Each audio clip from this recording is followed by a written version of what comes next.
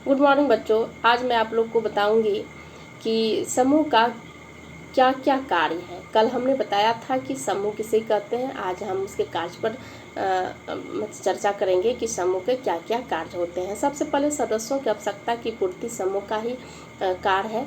दूसरा है कि अपूर्व या तथा सहायक आवश्यकताओं की पूर्ति करना भी समूह का ही कार्य में आता है।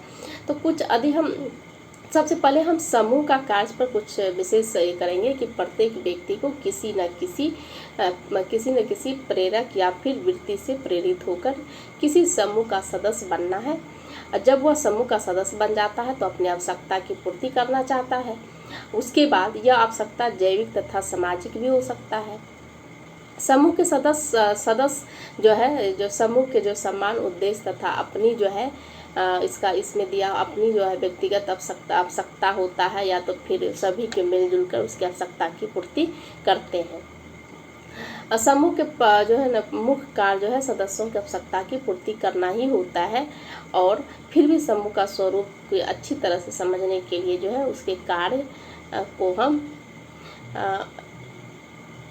विस्तार रूप से बताएंगे कि उसके क्या क्या कार्य होता है। अभी तो हमने आपको चर्चा किया था समूह की आवश्यकता की पूर्ति करना एक विशेष कार्य है, और इसमें जो है व्यक्ति अपने समूह की आवश्यकता को पूर्ति करता है। यह जो है एक स्वर विहित है, और किसी भी समूह के सभी सदस्यों के स्थान जो है समान नहीं रहता है। इसके अतिरिक्त कुछ सदस्य जो है सक्रिय रहते हैं और कुछ जो है निष्क्रिय भी होते हैं।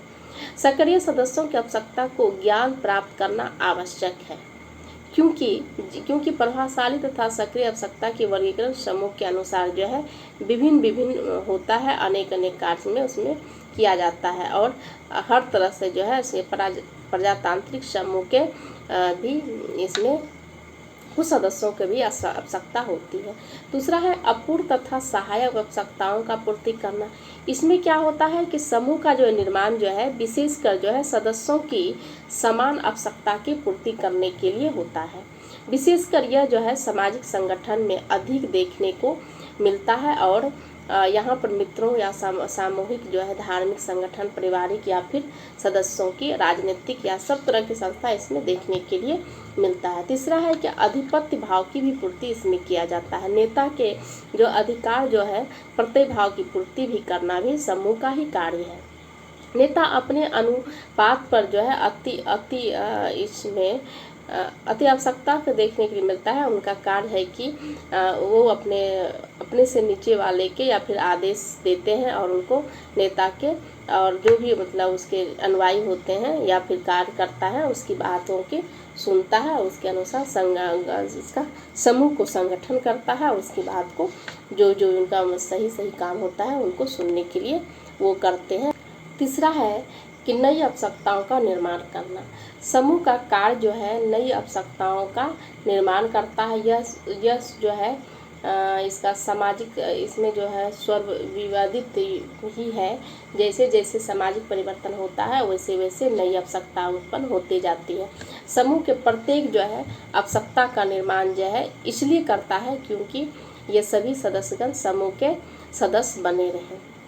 यदि इस आवश्यकताओं का निर्माण नहीं हो पाता है तो व्यक्ति समूह के सदस्य जो है अपनी आवश्यकता की पूर्ति के बाद समूह के संबंध विच्छेद कर लेते हैं, और इसमें जो समूह को कायम रखने के लिए आवश्यकता का निर्माण भी आवश्यक है।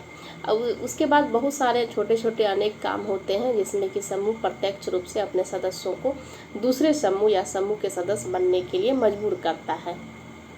इसके कारण की यदि हम बात करें कि समूह का सदस्य का 3 कारण होता है।